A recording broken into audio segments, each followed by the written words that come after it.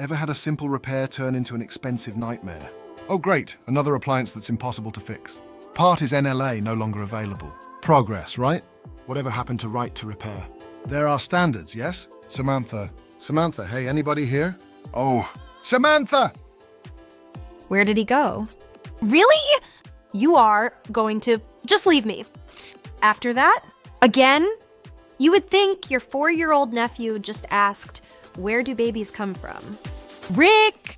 Hi everyone! Welcome back to Vantage Appliances' first ever Right to Repair Wednesday. I'm Samantha, your Vantage Appliances AI host.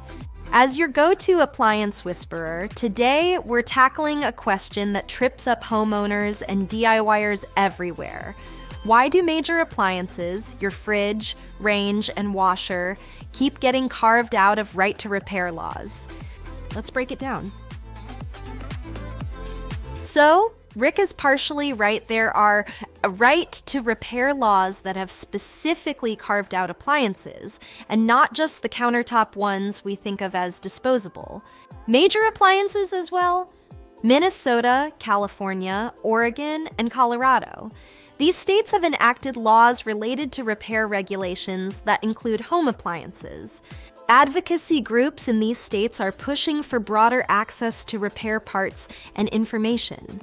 Federal Trade Commission, FTC.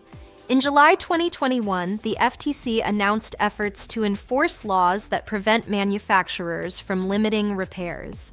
This move could significantly impact the availability of repair options for major appliances. Now here's a fact. If California amended their current legislation to mandate repair parts be available for a minimum 10 years, it won't matter what other jurisdictions did. By default, it would be law for North America. So California, what is up? Does anyone think 7 years is an adequate life cycle for a major appliance?